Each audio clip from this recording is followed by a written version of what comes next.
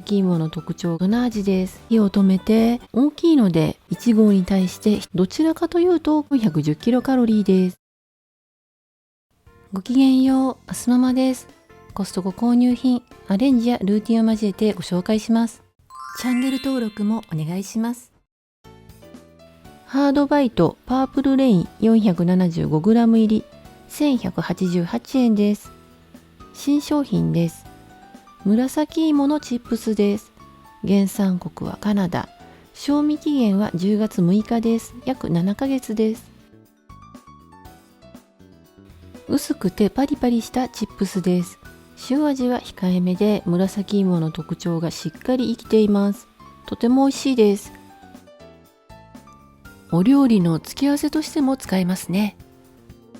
大袋なのでしけないようにフードセーバーで口をシールしました。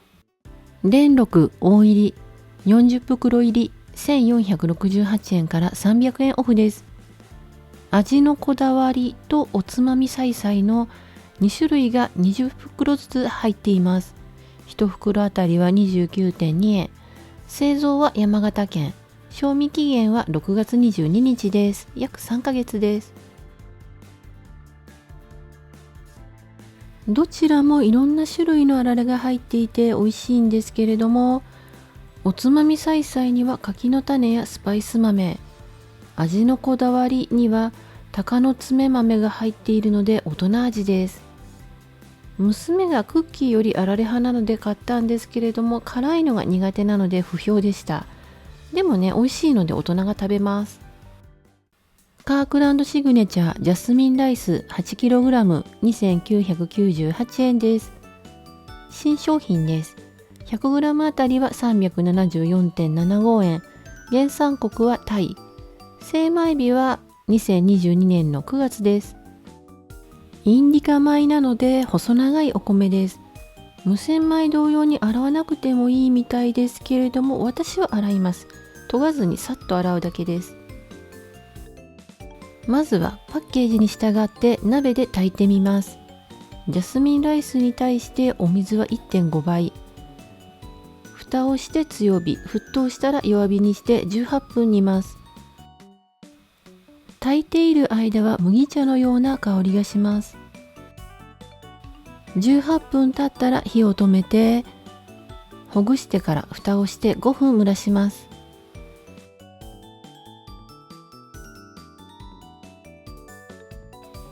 昨年ご紹介したジャスミンライスと比べると炊いている時の香りは控えめ。甘みも粘りも負けていますが、まずくはないです。昨年のはうるち米同様に炊飯器で美味しく炊けたので試してみましたが、炊き上がりはいつものうるち米よりもボリュームがあるように感じます。ボソボソパサパサしてて美味しくないです。加熱しすぎなんでしょうかね。どうしようもないのでチャーハンにしてみたんですけれども、パラパラに炒め上がって美味しいです。こちらはパエリアです。26センチのフライパンいっぱいに作って2合 300g ですね、消費しました。もう8キロもどうしようって感じですが、とりあえずフードセーバーで真空パックにして保存します。冷蔵庫に入らないので夏までには食べきった方がいいですね。新宿中村屋ビーフカリーをかけました。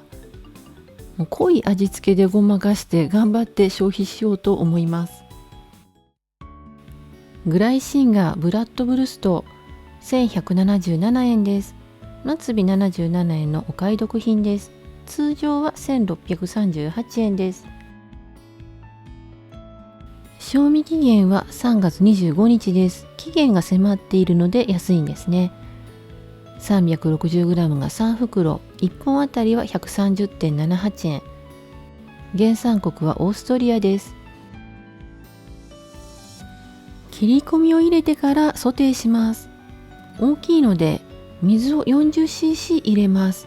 水がなくなってからも焼き目がつくまで加熱します。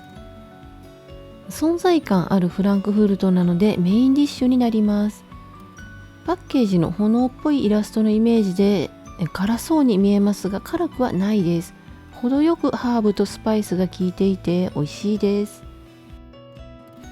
輪切りにして1本半分はパエリアに使いました。残りはフードセーバーで真空パックして冷凍です。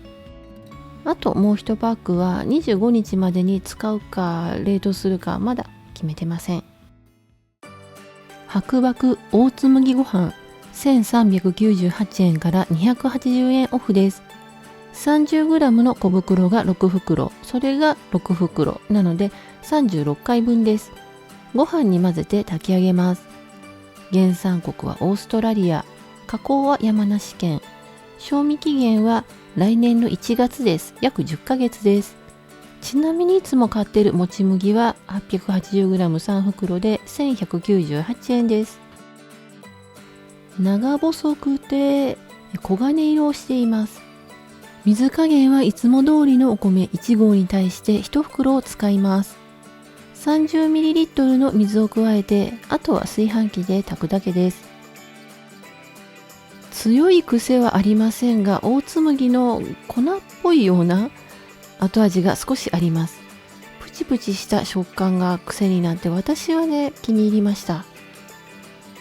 お米だけのご飯より粘度は落ちてパラパラしてますが、おにぎりにもできます。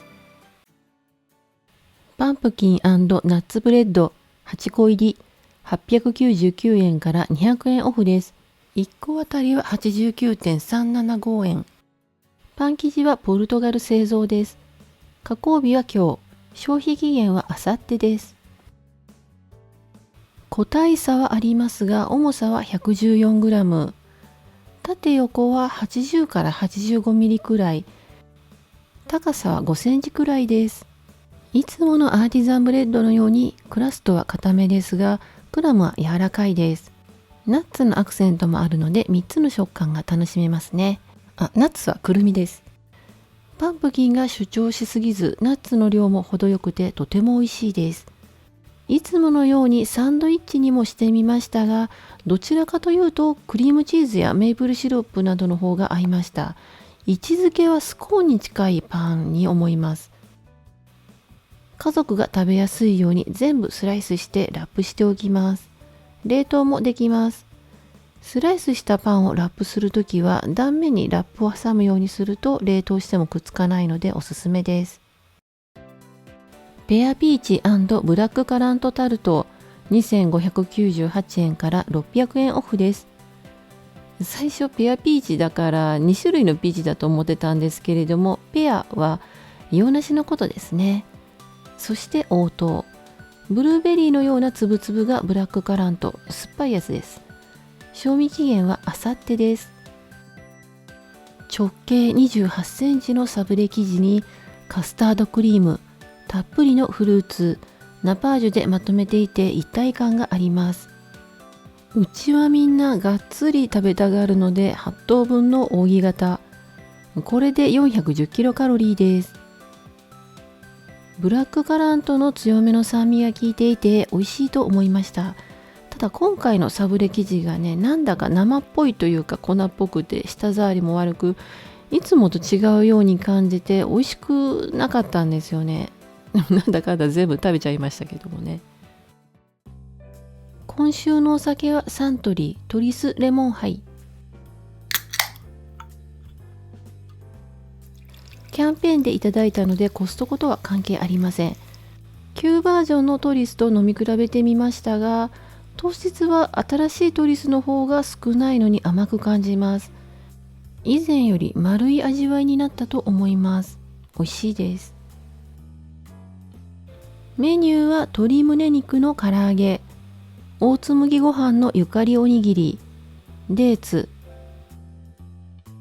ハードバイトの紫芋チップス、カレースパサラダです。